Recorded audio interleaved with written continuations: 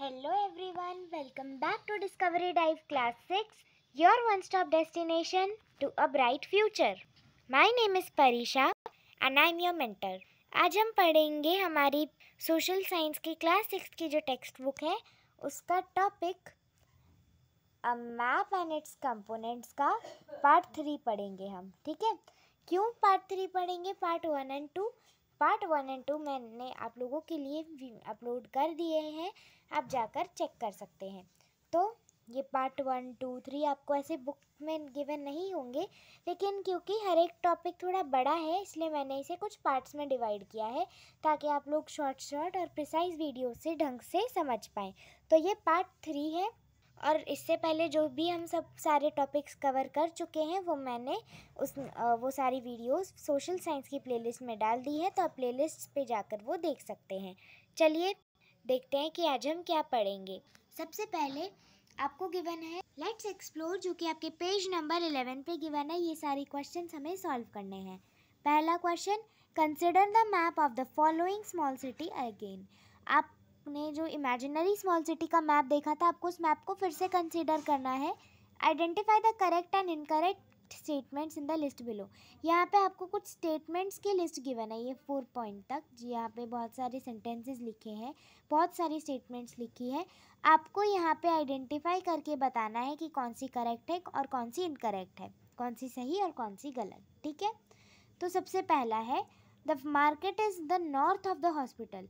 Market क्या north direction में है हॉस्पिटल के, तो नॉर्थ क्या है? तो अगर हम अभी क्या बात कर रहे हैं, हमें ये बताना है कि क्या मार्केट हॉस्पिटल के नॉर्थ में है। तो फॉर एग्ज़ाम्पल चलो अब हम डायरेक्शंस लिख लेते हैं अपने, ठीक है। हम अपने पहले 4 डायरेक्शंस लिख देते हैं। यह है कार्डिनल डायरेक्शंस, ठीक है। आप बोलोगे मैम ये कौन सी है, तो मैं ऊपर लिख रही हूँ, यह है कार्डिनल डायरेक्शंस। जिन बच्चों ने प्रीवियस क्लास नहीं देखी है प्लीज़ देख लीजिए, क्योंकि उसमें मैंने डायरेक्शंस अच्छे से आपको समझा दिए थे। डिस्टेंस और डायरेक्शंस हमारे अच्छे से क्लियर हो गए थे, ठीक है। तो कार्डिनल डायरेक्शंस क्या होते हैं? जिनसे मिलके बाद में इंटरमीडिएट डायरेक्शंस बनते हैं। जैसे कौन कौन से? ऊपर हमेशा होता है नॉर्थ, नीचे साउथ होता है, राइट साइड में ईस्ट होता है और वेस्ट साइड में मतलब लेफ्ट साइड में वेस्ट होता है, ठीक है। अब मुझे कैसे पता कि कौन सी चीज़ नॉर्थ में, कौन सी साउथ में, कौन सी ईस्ट में और कौन सी वेस्ट में? मुझे ये बात कैसे पता? इसीलिए देखो इस तरह से, जैसे हम देख पा रहे हैं कि नॉर्थ हमेशा ऊपर की तरफ होता है।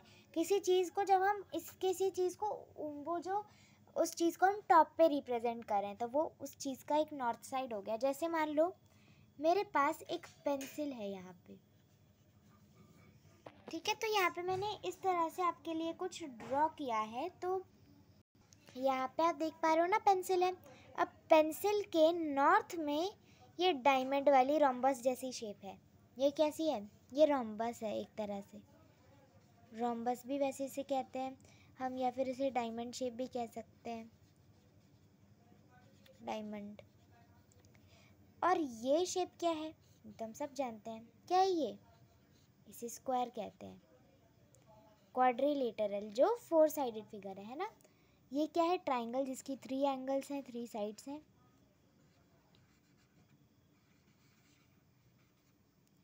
ठीक है, ट्राइंगल। अब ये कौन सी शेप है? ये है सर्कल। तो ये क्या था? हमारी पेंसिल के नॉर्थ में एक रोम्बस यानी एक डायमंड शेप है, ठीक है। हमारी पेंसिल के नॉर्थ साइड में एक डायमंड शेप है। ये कैसे पता चला हमें? क्योंकि नॉर्थ साइड में यानी ऊपर की डायरेक्शन में, ऊपर की तरफ या फिर हमारे आगे की तरफ, अगर हम, ज़रूरी नहीं है कि ईस्ट हमेशा राइट साइड होगा, वेस्ट हमेशा ऊपर की तरफ, लेकिन अगर आप इस तरह से खड़े हो, स्ट्रेट खड़े हो, तो ये आपकी डायरेक्शंस होंगी।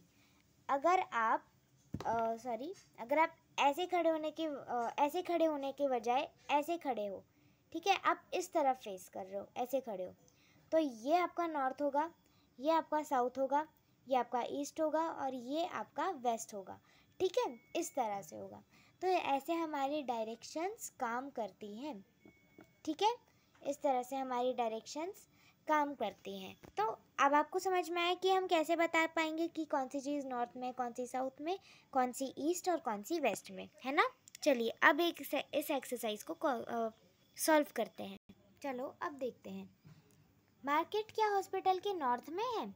चलो मार्केट कहाँ है? ये रहा मार्केट, ठीक है। मार्केट ये है और हॉस्पिटल ये है, ठीक है। ये मार्केट और ये हॉस्पिटल, ठीक है।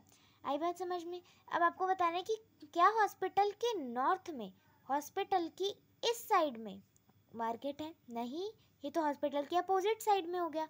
हॉस्पिटल इधर है, मार्केट इधर है। मार्केट तो यहाँ पे साउथ डायरेक्शन में हो गया, लेकिन हॉस्पिटल के नॉर्थ डायरेक्शन में तो अपार्टमेंट्स हैं। अपार्टमेंट्स कह सकते हैं या फिर ये रिवर बनी हुई है, तो ये तो गलत हो गया ना। हम तो कह रहे हैं कि मार्केट इसके नॉर्थ में है, लेकिन ऐसा नहीं है। मार्केट हॉस्पिटल की साउथ की डायरेक्शन में है, तो ये स्टेटमेंट बिल्कुल रॉन्ग है। तो आप यहाँ पे लिखेंगे फॉल्स। करेक्ट इनकरेक्ट भी लिख सकते हैं, मैंने फॉल्स ट्रू फॉल्स के टर्म्स में लिखा है। अब सेकंड है, the museum is south east of the bank. क्या म्यूजियम बैंक के साउथ ईस्ट डायरेक्शन में है? अब साउथ ईस्ट का मतलब क्या होता है, चलो यहाँ समझते हैं। बार बार हमें उस डायरेक्शंस के मैप को बनाना पड़ रहा है, अभी के लिए हम इसे रहने देते हैं। अब साउथ वेस्ट साउथ ईस्ट की हमें डायरेक्शन बतानी है ना, साउथ ईस्ट बनानी है या क्या बतानी है? हाँ, हमें साउथ ईस्ट बतानी है। तो south plus east is equal to south east, मतलब ये वाली डायरेक्शन बतानी है हमें, ये वाली डायरेक्शन, ठीक है। ये वाली डायरेक्शन मतलब क्या मैप में हमें इस तरह से दिख रहा है?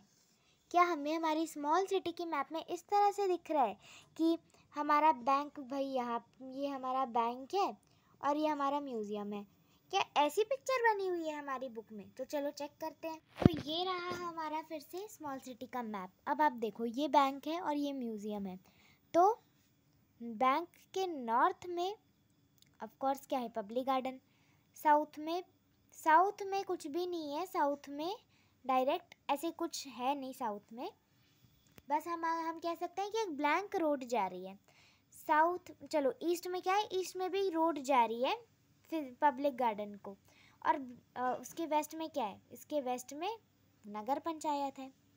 तो साउथ ईस्ट में क्या होगा? जब साउथ ईस्ट में बैंक ये ब्लैंक रोड है, तो साउथ में अगर ये ब्लैंक रोड है तो साउथ ईस्ट में क्या होगा? म्यूज़ियम होगा।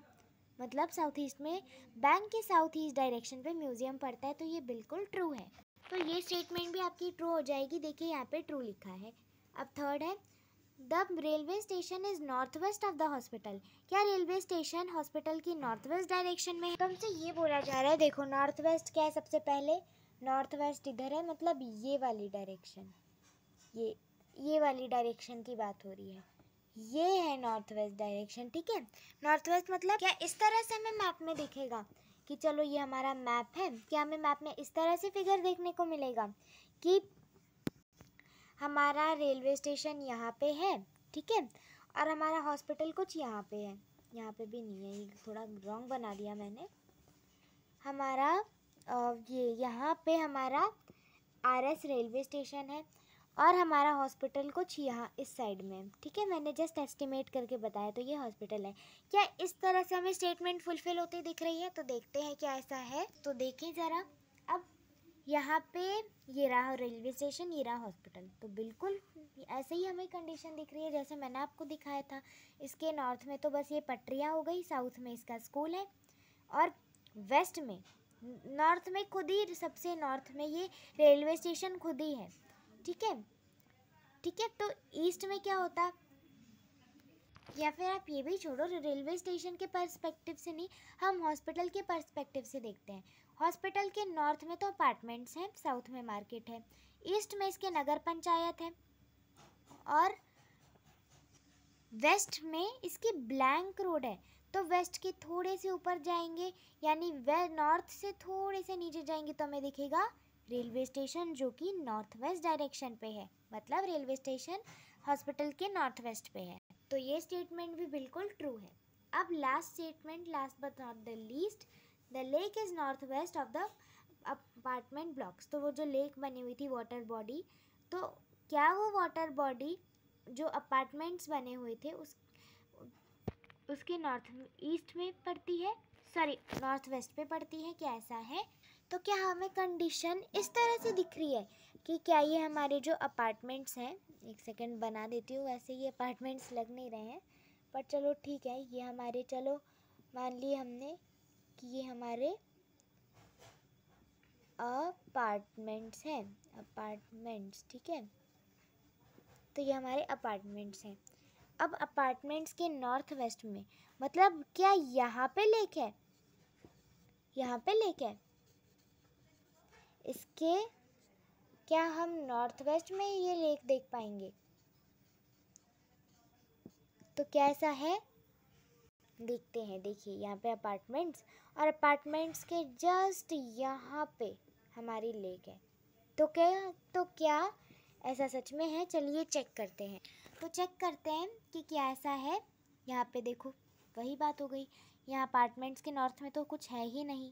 जब अपार्टमेंट्स के नॉर्थ में कुछ है ही नहीं, तो आप ये कैसे कह सकते हो कि नॉर्थ वेस्ट में ये लेक है? सोचिए, है ना, इसके वेस्ट में ज़रूर लेक आ रही है, लेकिन नॉर्थ वेस्ट में नहीं। क्यों? क्योंकि अपार्टमेंट्स के नॉर्थ में कुछ है ही नहीं, ठीक है। इसके आगे तो है ही नहीं ना कुछ, वेस्ट में है ना इसकी लेक, मतलब ये स्टेटमेंट बिल्कुल गलत है, फॉल्स है इसका आंसर। तो हम क्या लिखेंगे इसका आंसर? फॉल्स लिखेंगे। अब क्वेश्चन नंबर 2 है, taking your school as the starting point, do you know approximately in which cardinal direction your home is located? अपने स्कूल को आपको एक स्टार्टिंग पॉइंट लेना है, एक रेफरेंस की तरह लेना है, और क्या आप जानते हैं कि आपके घर से स्कूल या फिर घर से कोई अदर लैंडमार्क, जैसे घर से हॉस्पिटल, घर से पार्क, घर से मार्केट, एक्सेट्रा एक्सेट्रा, ये सारी जगहें किस कार्डिनल डायरेक्शन में पड़ती हैं? तो ये आप अपनी इसके लिए टीचर या पेरेंट्स की भी हेल्प ले सकती हैं। तो कुछ भी हो सकता है, आपके आंसर्स डिफ़र कर सकते हैं, है ना। कोई किसी एरिया में रहता होगा तो कोई किसी एरिया में, सबका अलग अलग आंसर निकल सकता है। कुछ सिमिलैरिटीज़ भी हो सकते हैं, जैसे फॉर एग्ज़ाम्पल अगर मेरा घर है, तो मेरा घर, जैसे मान लो फॉर एग्ज़ाम्पल मेरे घर के नॉर्थ में स्कूल है, मेरे घर के ईस्ट में और भी कुछ घर बने हैं, और मेरे घर के वेस्ट में कुछ मार्केट्स हैं, और मेरे घर के साउथ में हॉस्पिटल है। इस तरह से हम मान सकते हैं कुछ भी, है ना। तो ये तो मैंने जस्ट आपको एग्जाम्पल के लिए दिया है, आपके कोई भी अलग अलग आंसर्स हो सकते हैं, वो आप ज़रूर मेंशन कर सकते हैं। अब आते हैं सिंबल्स के ऊपर। सिंबल्स मैं आपको अच्छे से बता चुकी हूँ पहले भी। सिंबल्स ऐसे मतलब छोटे छोटे आइकन्स होते हैं जो मैप्स को और भी कलरफुल और इनोवेटिव बनाते हैं, और समझने में इनसे आसानी भी होती है। जैसे बड़ी बड़ी इमारतें बनाने के लिए हम एक छोटा सा एक सिंबल बना सकते हैं उसे रिप्रेजेंट करने के लिए, क्योंकि आप जानते हैं मैप में हमें लिमिटेड स्पेस शो करनी होती है। Symbols are another important components of maps. जैसे डायरेक्शंस और डिस्टेंस है, बिल्कुल वैसे ही सिंबल्स भी मैप्स के बहुत इंपॉर्टेंट कंपोनेंट्स हैं। Our map has small drawings of actual buildings and a few other elements, but there would not be enough space on the map of a large city or a country to draw them all. हमारे map में क्या होती हैं? छोटी छोटी drawings होती है actual buildings की, मतलब एक्चुअली रियलिटी में जैसी बिल्डिंग्स इतनी बड़ी बड़ी होती हैं हाइट में, उन बड़ी बड़ी बिल्डिंग्स की बहुत छोटी छोटी ड्राइंग्स हमें देखने को मिलती है मैप में, ठीक है। और भी कैसे आप ऐसे एलिमेंट्स को आप ऑब्जर्व करोगे तो आपको ये बात ध्यान में आएगी कि हाँ, सच में उनके एक्चुअल साइज़ से बहुत छोटे साइज़ में उन्हें दिखाया जाता है ना। तो क्यों ऐसा किया जाता है? क्योंकि अगर हम उन्हें बहुत बड़ा बड़ा बना देंगे तो स्पेस तो बचेगी ही नहीं मैप पे।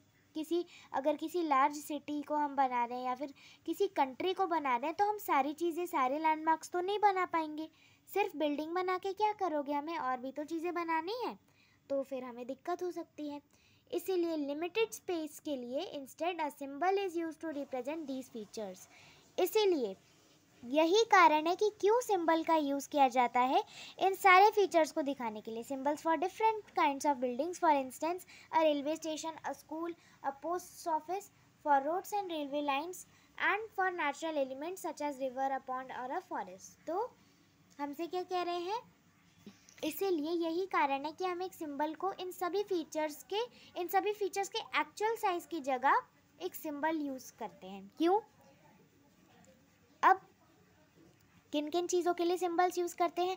अलग अलग प्रकार की बिल्डिंग्स के लिए, जैसे railway station, school, post office, hospital, कितनी सारी बिल्डिंग्स हैं, उन्हें दिखाने के लिए, उन्हें रिप्रेजेंट करने के लिए।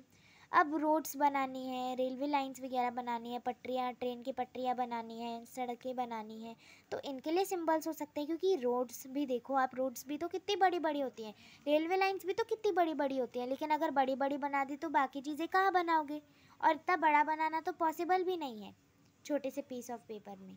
तो इसीलिए हम इन्हें छोटा छोटा करके बनाते हैं और सिंबल्स का यूज़ करते हैं, इनोवेटिव सिंबल्स का यूज़ किया जाता है। एंड फॉर नेचुरल एलिमेंट्स, और नेचुरल एलिमेंट्स, नेचुरल फीचर्स के लिए भी हम सिंबल्स के थ्रू इन्हें रिप्रेजेंट कर सकते हैं। कैसे नेचुरल फीचर्स? जैसे रिवर है, पॉन्ड है, या फिर कोई जंगल, कोई फॉरेस्ट है, इसे रिप्रेजेंट करने के लिए। In that way, numerous details can be shown in the limited space available on a map. और इसी प्रकार, इसी रास्ते को अगर हम फॉलो करेंगे, इसी पाथ को फॉलो करेंगे, तो बहुत सारे डिटेल्स को हम एक लिमिटेड स्पेस में दिखा सकते हैं एक मैप पे, ठीक है। बहुत प्रिसाइज लोकेशन पे हम ये बता सकते हैं। To make maps more easily understood by a variety of users, map makers use specific symbols. Different countries use different sets of symbols. The Survey of India, a government body, has fixed a set of symbols for maps of India or parts of India. A small selection of them is shown in figure 1.2 on page number 12. अब maps को और easy, creative और innovative बनाने के लिए, ताकि हम उन्हें और अच्छे से समझ सकें, ताकि जो वैरायटी ऑफ यूज़र्स हैं जो इन मैप को यूज़ कर रहे हैं, ऐसे लोग जो इस मैप को यूज़ कर रहे हैं, उनकी वैरायटी के लिए ये मैप्स और भी आसान बन सके।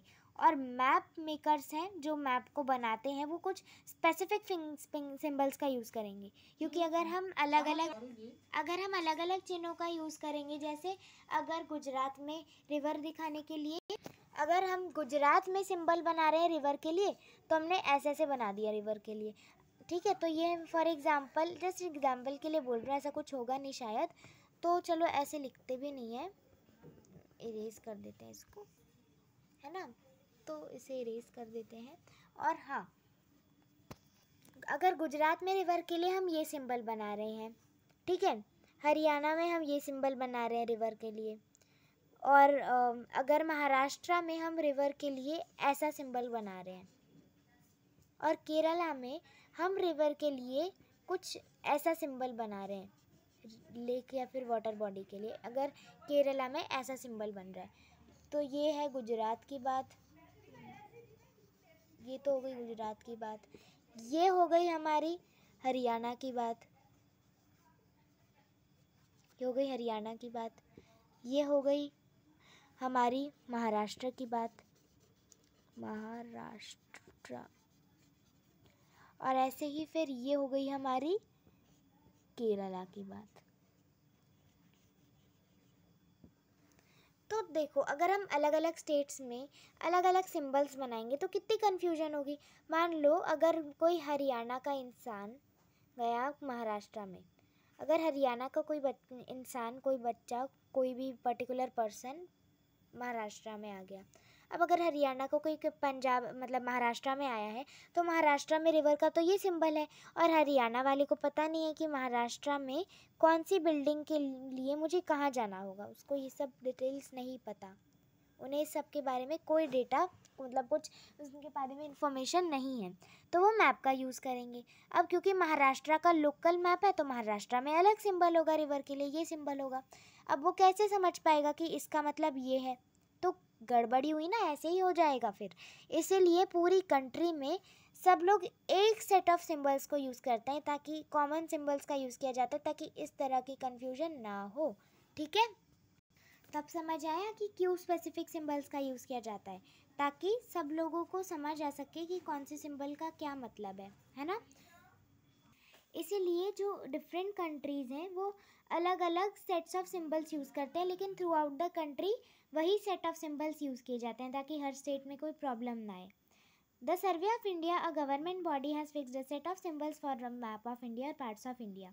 अब जो इंडिया की गवर्नमेंट है, इंडिया की सरकार है, यानी मतलब सर्वे ऑफ इंडिया, भारत के सर्वे एक गवर्नमेंट बॉडी है, एक सरकार है, जिसके पास इंडिया में जितने भी नक्शे हैं उनमें उन नक्शों में यूज़ किए जाने वाले सिंबल्स का एक फिक्स्ड सेट है। इन्हीं सेट का यूज़ आपको करना है इंडिया में, ठीक है, या फिर इंडिया के कुछ पार्ट्स में। अब उन वैसे सिंबल्स तो बहुत सारे हैं, तो उसका छोटा सा सिलेक्शन फिगर 1.2 में पेज नंबर 12 में आपको गिवन है। अब लेट्स एक्सप्लोर का क्वेश्चन आ गया, ये आपको खुद से करना है। Draw a rough map of your locality or your village including your home, school and a few other important landmarks. Show the cardinal directions and use a few of the symbols used in figure 1.2 on page 12 to mark some important features. अब आपको अपने locality का, अपने local surroundings का या village का एक rough map बनाना है। उसमें अपना घर, स्कूल या और भी अगर कोई लैंडमार्क है आसपास, हॉस्पिटल, मार्केट जो भी है, वो आप उसमें ड्रॉ करेंगे। फिर आपको उसमें कार्डिनल डायरेक्शंस जैसे हमें स्मॉल सिटी वाले मैप में दिखे थे ना, टॉप राइट कॉर्नर में हमें कुछ कार्डिनल सिंबल्स गिवन थे, ऐसे ही आपको भी अपने मैप में बनाने हैं और कुछ सिंबल्स का आपको यूज़ भी करना है जो अभी हम देखने वाले हैं। ठीक है, तो ये रहा figure 1.2, a selection of symbols commonly used in maps. ये सिंबल्स का वो कलेक्शन है जो मैप्स में कॉमनली यूज़ किया जाता है। अब रेलवे लाइन के लिए क्या यूज़ किया जाता है? ट्रेन की पटरियों के लिए अगर ब्रॉड गॉज है, ब्रॉड है वो रेलवे लाइंस, तो ब्रॉड के लिए ऐसा सिंबल होगा। मीटर गॉज के लिए अगर मीटर वाली है तो इस तरह से होगा। मैंने ज़्यादातर ये वाली सिंबल्स देखी है मैप्स में। और रेलवे स्टेशन के लिए हम RS लिखते हैं, जैसे मैंने लिखा था ना शॉर्ट फॉर्म में RS, रेलवे स्टेशन के लिए भी RS लिखते हैं और इस तरह से बनाते हैं symbol. Roads metalled and unmetalled. Roads कैसी होती हैं? कुछ रोड्स मेटल्ड होती हैं, ठीक है, तो मेटल्ड रोड्स के लिए इस तरह का सिंबल होता है, अनमेटल्ड के लिए इस तरह का सिंबल। बाउंड्रीज़, अब बाउंड्रीज़ भी अलग अलग होते हैं, जैसे इंटरनेशनल बाउंड्री, अगर हमारी कंट्री किसी और कंट्री की बाउंड्री से लग रही है तो इंटरनेशनल बाउंड्री हो गई।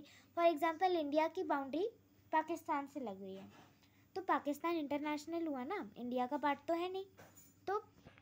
तो इंटरनेशनल बाउंड्री के लिए ऐसा कुछ सिंबल होता है, छोटी सी लाइन, डॉट, फिर सिक्स स्टैंडिंग छोटी सी लाइन, फिर एक डॉट, ठीक है।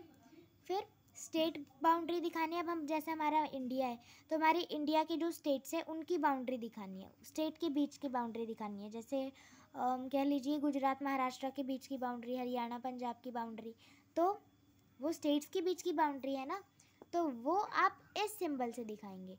अगर डिस्ट्रिक्ट किसी ज़िले के बीच की आपको बाउंड्री दिखानी है तो आप ये सिंबल यूज़ करोगे, ठीक है। रिवर, अब रिवर के लिए, वाटर बॉडीज़ के लिए ये हम यूज़ करेंगे। रिवर किसी नदी के लिए ये सिंबल। वेल किसी कुएं के लिए ब्लैक स्पॉट, क्योंकि ब्लैक कलर का कुआं एक तरह से आप याद कर सकते हैं। टैंक, टैंक के लिए ये सिंबल होता है। कैनल के लिए ये सिंबल, और ब्रिज के लिए हाँ, ब्रिज के लिए ये सिंबल होता है। अब टेम्पल के लिए ये सिंबल होता है, ठीक है, ये होता है टेम्पल, मंदिर। चर्च के लिए ये सिंबल होता है प्लस, यहाँ पे प्लस है तो आप प्लस से याद रख सकते हो ये चर्च का है। मॉस्क यानी मस्जिद, मस्जिद का सिंबल इस तरह से हो सकता है, इस तरह से आप बनाते हो, और छतरी का इस तरह से, ठीक है। अब पोस्ट ऑफिस के लिए हम PO लिखते हैं, इसके लिए कोई ड्राइंग नहीं होती है। पोस्ट ऑफिस के लिए PO, post and telegraph office के लिए PTO, पुलिस स्टेशन के लिए PS। अब सेटलमेंट दिखाने के लिए, कुछ ये दिखाने के लिए कि लोग यहाँ पे रहते हैं, ठीक है, तो वो सेटलमेंट्स दिखाने के लिए ये सिंबल। ग्रेवयार्ड बनाने के लिए, यार्ड्स बनाने के लिए, जो हमारी बिल्डिंग के बाहर कुछ छोटा सा पार्क जैसा एक एरिया होता है, वो दिखाने के लिए ये सिंबल यूज़ कर सकते हैं। पेड़ पौधे दिखाने के लिए गुब्बारे जैसा जो सिंबल है ये यूज़ कर सकते हैं। ग्रास के लिए ये सिंबल। तो ये सारे सिंबल्स का यूज़ किया जाता है हमारे इंडिया में।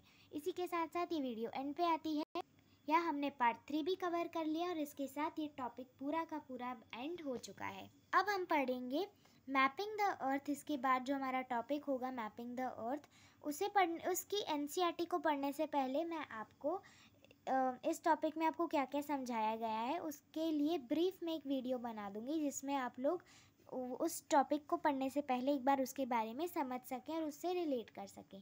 Thank you so much.